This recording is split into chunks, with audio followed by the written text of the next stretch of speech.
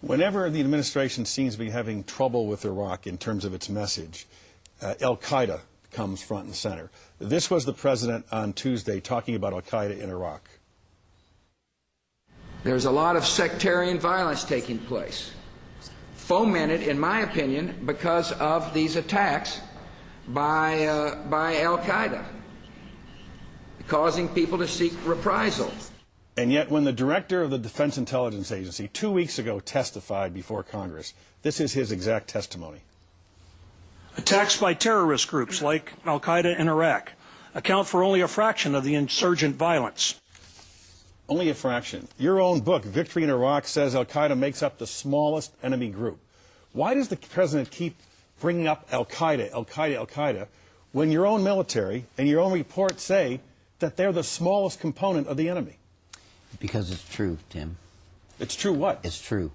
If you look at what Zarqawi said, who is the lead al-Qaeda operative in Iraq, he's articulated very early on a strategy for provoking sectarian violence by attacking Shia, so they in turn would attack Sunni. This was part of their strategy to sow chaos, to thwart the advance of democracy, and make Iraq a But is al-Qaeda the smallest? They are a small fraction of the total of incidents, but they are responsible for some of the most heinous incidents, the car bombings and other things that result in the massive, the large civilian casualties. And it is those casualties and those incidents that have provoked the reprisals that the President has talked about.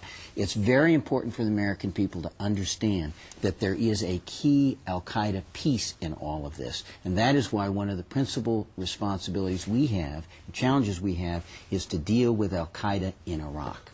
What's the more dangerous component, the Shiite death squads or al-Qaeda? In some sense, it's both.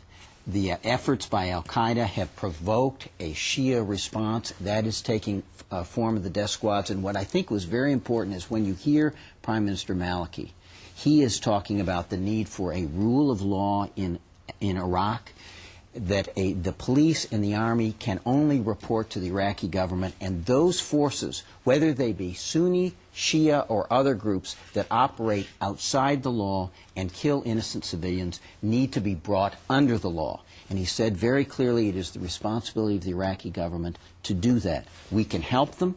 We can help manage the security situation. We can help train their forces. But he has said that it is important that groups outside have justice brought to them by Iraqis. He makes no distinction. So the answer is we've got to do both. We've got to go after al-Qaeda. We have to go after Sunni death squads, have to go after Shia death squads.